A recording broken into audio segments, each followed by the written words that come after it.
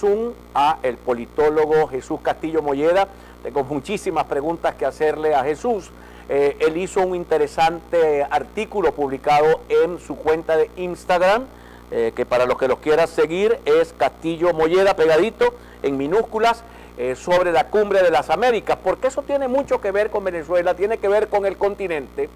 Y el presidente Boric dijo hoy unas cosas muy interesantes. Queremos con Estados Unidos una relación armónica, una relación económica, una relación de amistad de los pueblos, pero no queremos ser el patio trasero. Y ojalá y Estados Unidos virara para América Latina, fue el término que utilizó, virara el señor, lo dijo el presidente de Chile, Boric. La ausencia de López Obrador y de algunos presidentes, todavía no se sabe quiénes van o quiénes no van, puede llevar al fracaso a esta cumbre. Jesús, ¿cómo estás? Hola Juan Carlos, un saludo para ti, para toda tu distinguida audiencia. Un gusto saludarte en este día. Muchas gracias, Jesús. Coméntame un poco, comienza la Cumbre de las Américas con el pie izquierdo. ¿Fue un error aislar a los que violan el Estado de Derecho en vez de llevarlos al foro a discutir? ¿Qué opiniones tienes tú al respecto? Mira, sin ninguna duda fue un error, porque así lo hubiesen invitado, ellos no hubiesen asistido.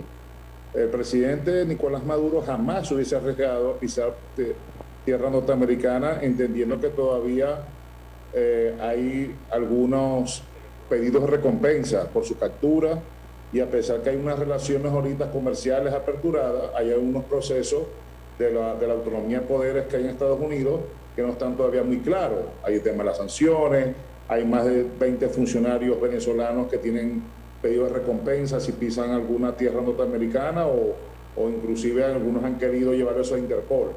Entonces, si hubiesen llamado a todos estos presidentes, lo más seguro es que hubiesen enviado a un emisario, al canciller, a un funcionario o a los vicepresidentes, pero ellos no hubiesen ido.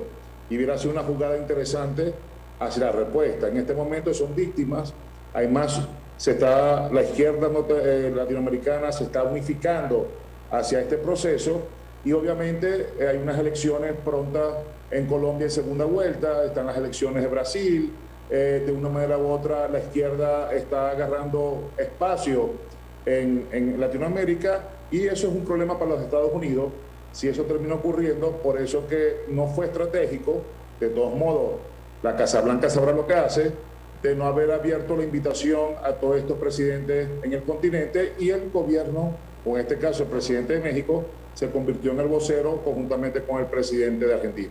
Muy bien. Bueno, vamos a hacerle seguimiento a esto para que tengamos los resultados, pero realmente yo como ciudadano y como observador y analista estoy absolutamente de acuerdo contigo que fue un error. Miremos hacia Venezuela, Jesús. El fin de semana, jueves y viernes, perdón, tuvimos dos encuestas importantes, una de Delfos Seijas y otra de Seijías de Datincorp, donde nos muestran la fotografía de lo que está pasando, de lo que está pensando la gente en este momento. La fotografía, esa fotografía cambia evidentemente, pero es la del momento. ¿Cuál es tu análisis de los hallazgos que estos expertos hicieron en sus encuestas? Tú que lees encuestas y además haces tus propias encuestas. Mira, Juan Carlos, yo primeramente coincido mucho con los estudios publicados, porque nosotros hemos venido teniendo la oportunidad de hacer estudios cualitativos y cuantitativos desde que comenzó este año 2022. Hemos ya visitado 72 municipios de Venezuela, hemos pisado 11 estados, hemos ido a caseríos rurales, fundos, granjas, haciendas, costa, ríos, montañas, inclusive hemos tenido que llegar a sitios en el estado Táchira, Mérida, Trujillo y Lara, donde llegar es en mula o a pie, 4 o 5 horas para llegar a esos caseríos, ¿ok? Y de una manera u otra hay una desconexión del liderazgo político de la capital venezolana, de Caracas, todo lo que es la Miranda, La Guaira, Valencia, Carabobo, con lo que está ocurriendo en el resto de Venezuela, y también hay una desconexión de lo que está ocurriendo en el resto de Venezuela con la capital. Entonces, en este momento, el liderazgo político de Venezuela no tiene ninguna capacidad de fuerza, no hay ninguno que esté emocionando al ciudadano, y sobre todo están corriendo en peligro los actores políticos opositores, porque no solamente hace falta la unidad sólida, sino también que el candidato o candidata sea de gran motivador para volver al voto, porque muchos actores ciudadanos, nos encontramos en los estudios, nos identifican cosas como esta, Juan Carlos. Lo que queremos es que se solucionen los problemas. Además, el venezolano hoy es capaz, del 2024, si la situación económica mejora, si su calidad de vida mejora y se siente mejor calidad de los servicios públicos y si su poder adquisitivo mejora, es capaz de reconocer que el presidente Nicolás Maduro es el dueño de ese beneficio a pesar que fue el causante de los problemas. Eso quiere decir que hay que tener mucho cuidado porque el elector del 2024 puede inclusive no ir a un proceso electoral porque siente que está cómodo o porque siente que mejoró la situación. Otros inclusive sentirán que no es bueno cambiar el gobierno y si el gobierno no logra mejorar la situación, otros se incentivarán, si ven unidad, si ven un candidato único, a asistir a las urnas electorales y eso obligará a la oposición a ir con un candidato único y unificar las organizaciones políticas con sus estructuras y en este caso cubrir los 14.261 centros de votación con testigos electorales movilizadores, porque si eso no existe, es evidente, Juan Carlos, que las elecciones no las podría ganar la oposición si no hace la tarea. Mira, este fin de semana tuve visitas, por ejemplo, tuve una reunión en la parroquia Cristo de Aranza que me resultó muy interesante porque las personas presentes en esa reunión alegaban la necesidad de hacer actividades de carácter social para poder ayudar a la población. Algunos decíamos, eso no es suficiente para ganar una elección.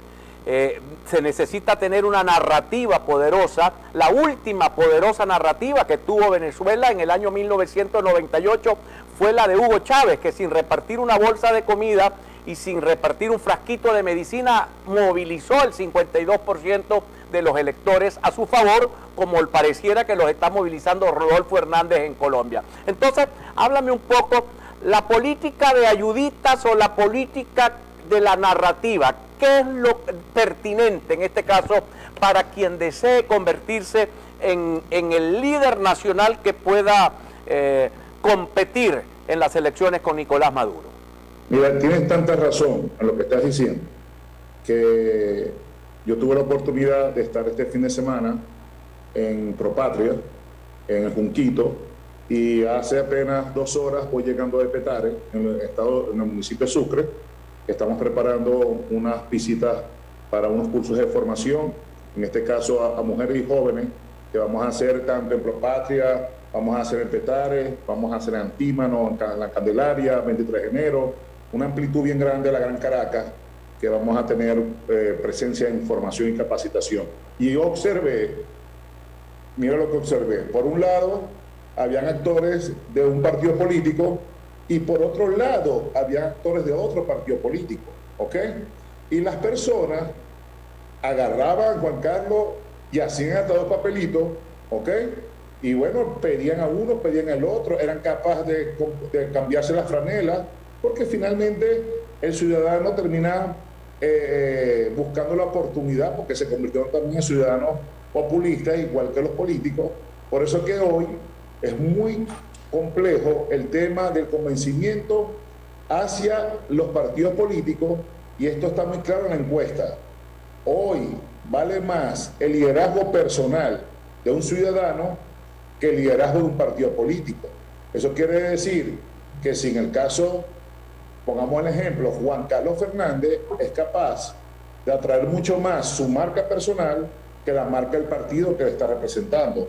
Por eso que hoy, para volver a enamorar, para volver a llevar a la gente a los centros de votación, tienen que estar muy convencidos que ellos son los que de una manera u otra les van a solucionar sus problemas y no convertirnos, como muy bien lo dice mi colega Luis Aguilar, en un proceso cíclico venezolano de la política, que ya sabemos lo que va a ocurrir, y por eso que el gobierno está activando los consejos comunales, los CLAC, está activando inclusive, está aperturando el mercado nuevamente, porque de una manera u otra está entendiendo que tienen que tener Big Data, que tienen que tener registro electoral y que tienen que buscar la manera de entrar a esos 14.261 centros de votación, y que eso le permite, por supuesto, el control político de la zona para el momento de la elección.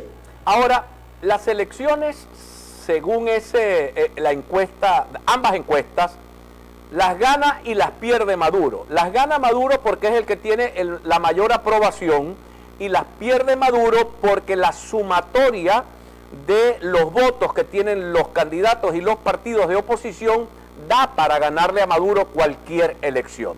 Pero ningún dirigente de los que fueron, digamos, contabilizados en esa encuesta o de los que fueron encuestados, la opinión que la gente tiene sobre ellos, lograba pasar a Maduro. Eso crea un problema de la representación de carne y hueso que la oposición debe tener para poder motivar al elector, porque tú puedes tener la gente en la mesa, como las tiene el PSV, pero si no tienes los votos, tampoco ganas la elección. Pero ahí viene la reflexión, Juan Carlos. No es suficiente tener al candidato electo en unas primarias, sino que además tiene que haber una unificación del esfuerzo hacia el candidato único. Te lo voy a decir como lo dicen las encuestas hoy, que estamos a 6 de junio del año 2022. Si la oposición política del país no encuentra la manera de involucrar a todos los sectores políticos, por ejemplo, ya llegó el momento de que no habla de lacranes, no ser exclusivo, que si la Alianza Democrática, que si el G4, que si Fuerza Vecinal, que si los independientes. No, Juan Carlos. Si esto, la oposición no logra unificar un solo esfuerzo, obviamente no va a haber la posibilidad real de ganar en esas elecciones de 2024, porque a pesar de la crisis política del PSV, hoy 4.200.000 personas están ahí. A pesar de la crisis política del PSV, el PSUVista o el de Somos Venezuela o el chavista o el oficialista no va a negociar el voto presidencial, podría negociar un voto gobernador, un voto legislativo o un voto de alcalde, pero no el presidencial. Entonces hoy Nicolás Maduro logra unificar todos esos grupos que están confrontados y de una manera u otra están entendiendo que la única manera que puedan capitalizar este proceso que está capitalizando Maduro, que baja el rechazo, porque la gente tiene una sensación de mejor calidad de vida, es que esto continúe, porque no hace nada Maduro, ni el PSUV, ni el oficialismo, a que esto se venga otra vez en caída libre y la gente diga, bueno, aquí no hay nada que buscar, y entonces se arropan a sectores de oposición. Una pregunta final, Jesús. La presencia de Guaidó este fin de semana en Maracaibo y su discurso apuntaba más a un candidato o un precandidato presidencial para las primarias que a un supuesto presidente interino en funciones. Guaidó, ¿tiene alguna posibilidad Guaidó de capitalizar el voto popular para ganar una elección? Porque yo decía el fin de semana, Jesús, si la oposición se enrosca en sí misma, pone el candidato, pero no va a poner el presidente.